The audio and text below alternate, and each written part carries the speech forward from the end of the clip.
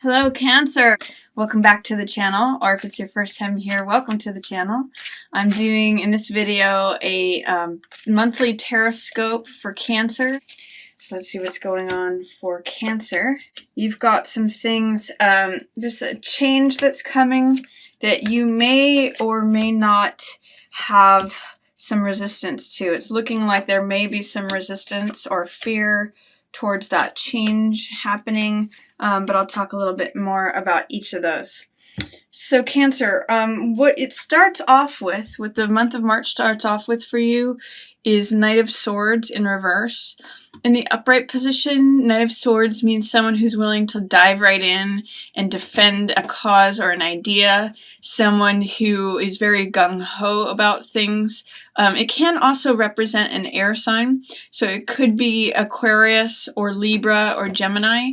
And Knight of Swords is someone who goes forth regardless of what dangers are present. You can see this tower that's burning. He just dives right in, and he is someone who is very incisive, someone who is, he's of the mind element, so he's very quick thinking and he's analytical, but sometimes when he's in the reverse position, it's saying that either it's not time to dive right in, or it's saying to be careful of people's emotions. Don't be so much like Knight of Swords where you just cut through things.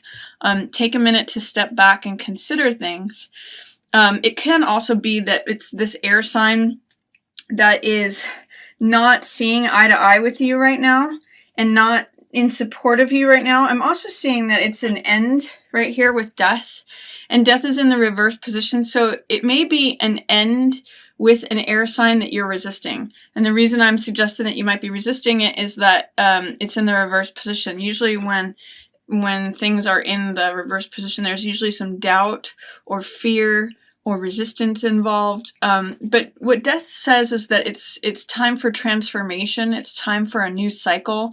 What I always point out in this card is that this blooming rose needs to be cut to gather the seeds and plant a new rose for new life.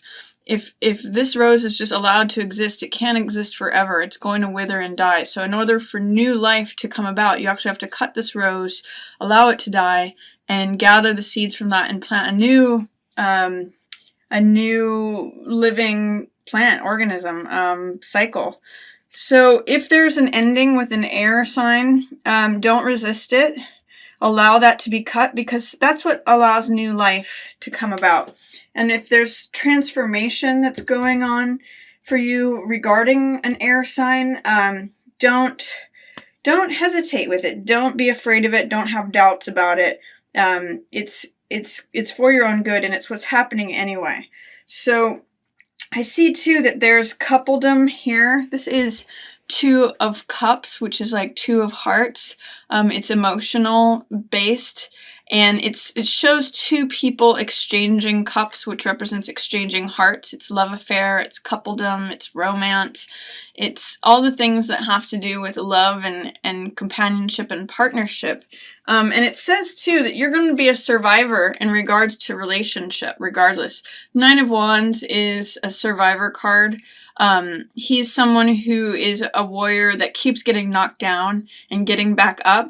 In fact, I call this card my Cool Hand Luke card, because he keeps getting knocked down, keeps getting back up. That's where he's got this sort of survivor instinct. And he can be a little bit paranoid. He can be a little bit wary.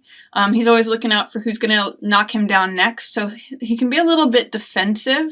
But the benefit of this card is that he's a survivor, regardless. Like, when I see this card, I always think of the Buddhist phrase that says, fall down 7 times, stand up 8. So regardless of how much he has loss, he always recovers. He always comes back to a standing position. He may have battle wounds, but I'm seeing with these two cards together that you're a survivor in relation to partnership. You know, in relation to love or romance, you're going to survive through this one.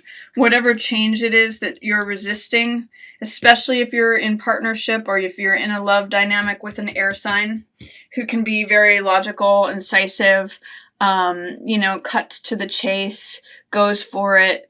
That's all Knight of Swords archetype energy. So it may be time to let that one go, or step into a new cycle, like stop whatever has been happening and start a new cycle, but don't resist the change, don't resist the end that's happening. Regarding that, it may also mean that you have to stop being so gung-ho about something. If you have been like Knight of Swords, I usually see this as like an air sign, so I don't know that it's necessarily you, but it's a possibility that if you have been embodying Knight of Swords energy, like going straight for where danger is and straight for defending an ideal or a cause or having a belief that you're very zealous about, it may be time to cut that out and to just like scale back on that. Because Knight of Swords and Death are in reverse, there's something that you're not seeing clearly about the situation. You may need to stop that way of being, or whoever is embodying that, you may need to separate yourselves from them. You're gonna be fine. You're gonna survive through it. Your your Nine of Wands in regards to relationship and romance. So you're always gonna find your feet. You're always gonna like be like a cat that lands on its feet regarding that. So in the middle of the month, you may feel, this is Eight of Swords, and you may feel like you're not connected to your own power. This is a card of powerlessness and kind of victim mentality. You know, what's funny is in the Rider-Waite, this guy has, which is another one of the classic standard decks, this guy has his head bandaged, and so does she.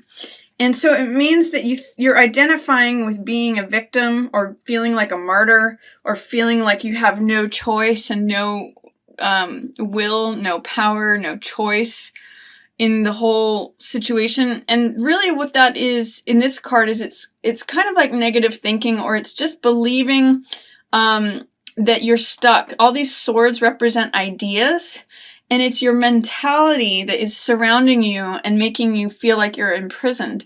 This woman in this card is not actually surrounded by the sword. She can walk out of it at any time. But because she believes that she is encompassed by the swords, which is her own thinking, she believes she's stuck. She believes she has she believes she's a prisoner. When really she has a lot more power than she's aware of. She could cut these binds on any of these swords, like tear off the blindfold and just walk away. There's no one there holding her there. It's her beliefs that are holding her there. So when this card shows up, ask yourself, is there a way that your belief system, your way of thinking, is holding you back and making you feel powerless? Even though you have this Survivor card, there's a certain wounding here and a wounded way of thinking that may be keeping you captive, literally. You may be keeping yourself captive by identifying with this wounded way of thinking. If you are experiencing feeling overwhelmed or overburdened in the middle of the month, this is Ten of Rods, and this is carrying too much. It means like feeling like your back is going to break with all the responsibilities that you've collected. The fact that it's in the reverse position suggests to me that there might be an easing up of that. Like if you have been feeling overwhelmed and like you're carrying too much, that you might see some relief with that in the middle of the month.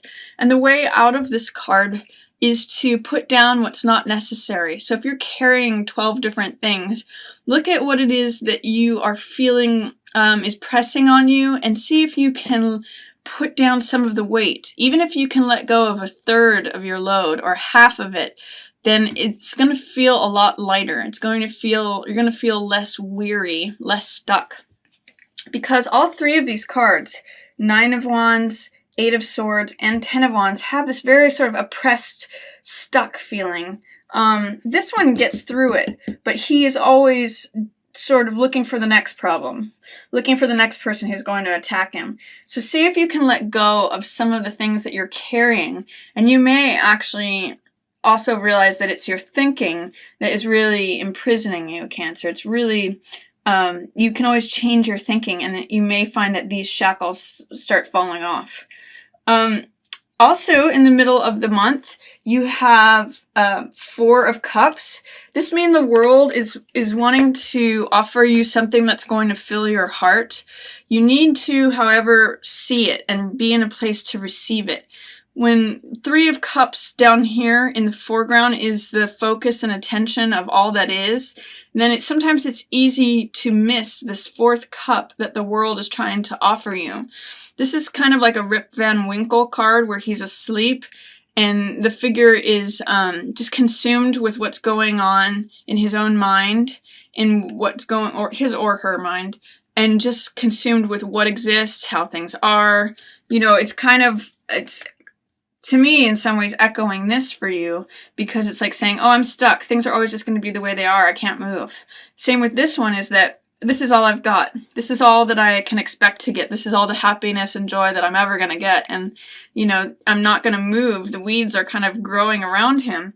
But also the promise of this card is that if you look up and out of yourself, the world is trying to hand you more. The world is trying to hand you another cup that will fulfill you, that will fill your heart, that will emotionally sustain you. So try to look up and out of yourself, not just look at what is, what's always going to be, how things are always going to remain the same, but what else that might fill your heart. It's interesting too, because we have in this column, I'm seeing some cups energy and then devil, which can also sometimes mean passion.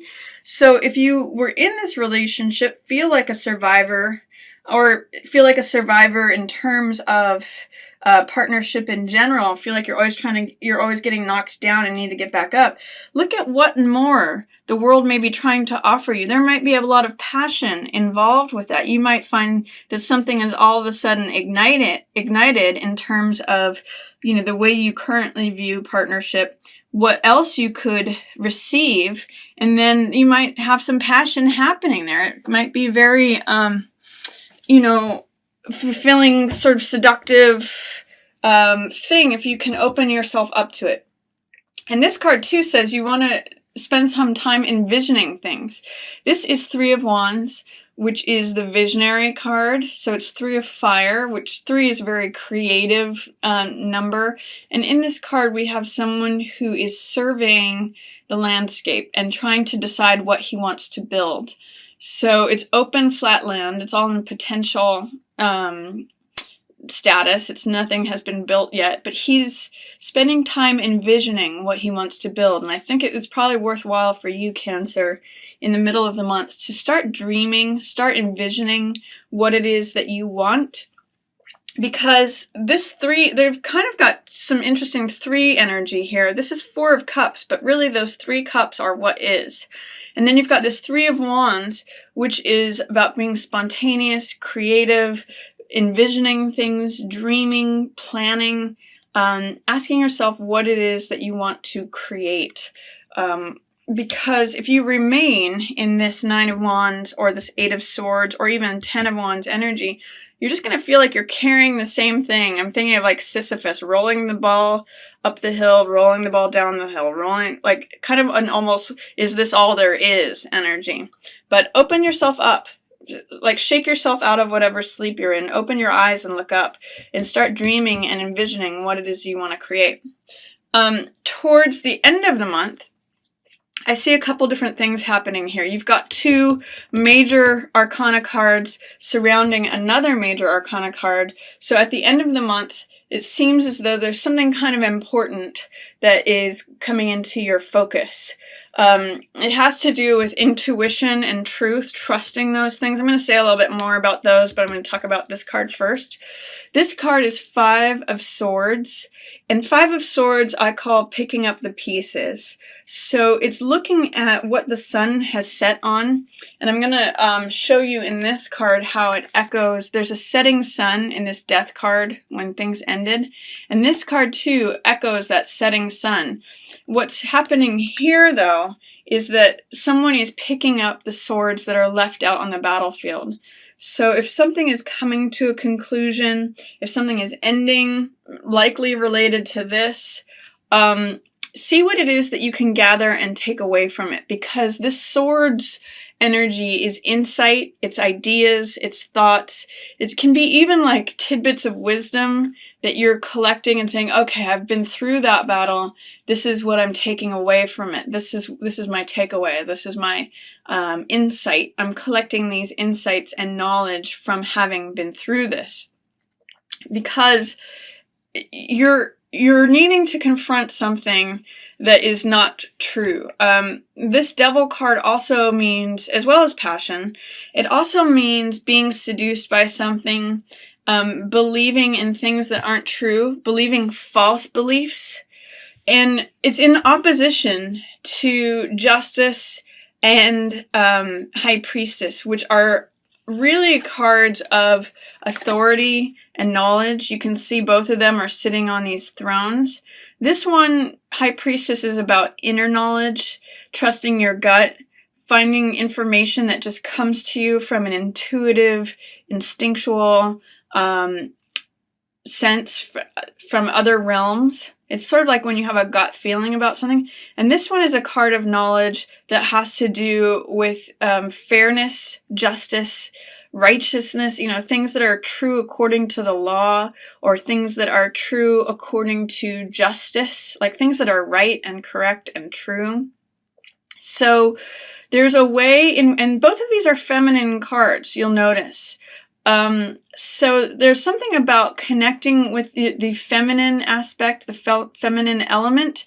And you'll see too, in both of these cards, they have this drapery behind them, which is saying that the information isn't always on the surface. It might be behind the veil, where you actually need to trust your authority. There's something that is definitely taking your attention away from you, and it's making you believe that this is in charge, whether it's passion, seduction, addiction, lies. There's something that is false, something that's not true, but which kind of has a grip on you. And it's kind of going against your gut instincts, is what you know to be fair and true and correct and right. You're not listening to that. You're focused on this. So even though it's completely surrounded by your inner knowing and what you know to be true and fair and right and just, what is the focus on this about?